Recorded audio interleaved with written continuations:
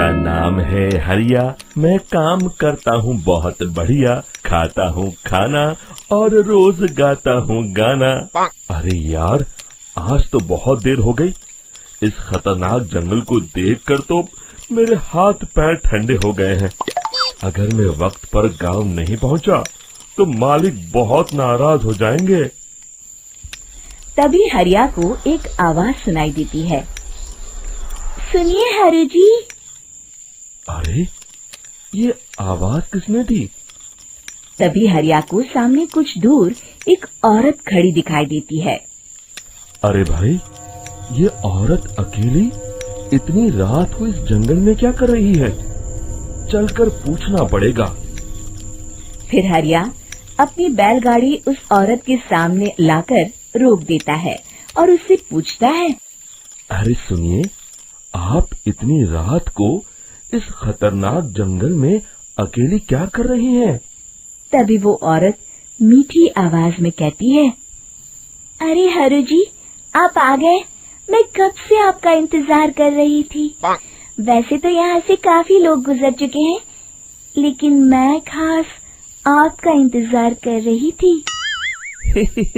अच्छा, तुम सच कह रही हो? मुझे तो यकीन नहीं हो रहा है। वो क्या है ना, आज तक किसी ने मुझसे इतने प्यार से बात नहीं की। हाँ हाँ हरु जी, मैं सच कह रही हूँ। अब देर मत करिए और जल्दी से मुझे मेरे घर तक छोड़ दीजिए। हाँ हाँ, कौन सी बड़ी बात है, अभी छोड़ देता हूँ। आप मेरे पीछे बैलगाड़ी में बैठ जाइए और मुझे रास्ता बताते चलिए। फिर वो औरत हरिया की बैलगाड़ी में बैठ जाती है और हरिया बैलगाड़ी हाँकता हुआ आगे चल पड़ता है। फिर उस औरत के बताए हुए रास्ते पर चलते चलते हरिया बैलगाड़ी लेकर एक काली गुफा के आगे आकर रुक जाता है। हरिया उस औरत से पूछता है। हाँ देवी जी, आपका घर कहाँ है? यहाँ तो एक गुफा के अलावा और कुछ नहीं है। तभी अचानक वो औरत हवा में उड़ने लगती है। देखते ही देखते उसका सुंदर रूप एक डरावनी चुड़ैल में बदल जाता है और वो जोर जोर से हंसती है। अरे तू तो एक नंबर का बेवकूफ निकला। तू तो बड़ी आसानी से मेरी बातों में आ गया। अरे मर गया रे, ये तो एक चुड़ैल है। हे भगवान बचा ले, ये तो बड़ी डरावनी दिखाई दे रही है।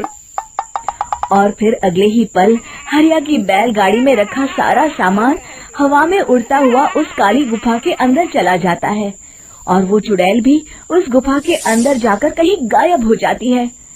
हरिया ये नजारा देख बुरी तरह घबरा और परेशान हो जाता है। अरे, ये चुड़ैल तो मेरा सारा सामान लेकर गुफा में गायब हो गई।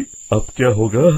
अगर मैं गांव खाली हाथ गया तो मालिक मेरी अच्छी खबर लेंगे। मेरी इस बात का कोई यकीन भी नहीं करेगा। फिर आखिर वही हुआ। हरिया के मालिक चंपक सेठ को हरिया की किसी भी बात पर रत्ती भर भी यकीन नहीं हुआ। चंपक सेठ को लगा हरिया झूठ बोल रहा है और उसने ही लालच में आकर सारा सामान हड़प कर लिया है। फिर हरिया को बेईमान समझकर चंपक सेठ उसे काम से निकाल देता है। अगले दिन अपनी दुकान में परेशान बैठा चंपक सेठ गुस्से में बड़बड़ाता है। अरे, दुकान में तो सामान बिल्कुल भी नहीं है। अब मुझे ही शहर जाकर सामान लाना होगा। फिर वो अपनी बैलगाड़ी लेकर शहर चला जाता है। शहर से सामान लेकर जब चंपक सेठ वापस गांव लौट रहा होता है, तभी उसे एक आवाज सुनाई देती है। चंपक जी, ओ चंपक जी। अरे, ये तो कोई मेरा नाम लेकर मुझे पुकार रहा है। फिर उस रास्ते में वही औरत खड़ी दिखाई देती है। फिर क्या था, हरिया की तरह चंपक सेठ भी उस औरत के पास अपनी बैलगाड़ी लेकर जाता है और वो भी उसकी चिकनी चुपड़ी बातों के मुंह जाल में फंस जाता है। फिर चुड़ैल उसे भी अपनी गुफा तक ले जाती है और उसका सारा सामान लेकर गुफा में गायब हो जाती है। बेचारा चंपक सेठ लाचार होकर खाली हाथ गांव लौट आता है। फिर ये उस जंगल में रोज की बात हो जाती है। जो कोई भी शहर से कुछ लेकर गांव की तरफ लौटता, वो चुड़ैल उसे बेवकूफ बनाकर उसका सारा सामान लेकर गुफा में गायब हो जाती। एक दिन हरिया एक लकड़हारे को उसी जंगल की तरफ जाते हुए देखता है। फिर हरिया उसे रोकते हुए कहता है, अरे भाई, क्यों अपनी मौत को दावत दे रहे हो? मेरी बात मानो, आगे जंगल में मत जाओ, वहाँ एक बड़ी भयानक चुड़ैल रहती है।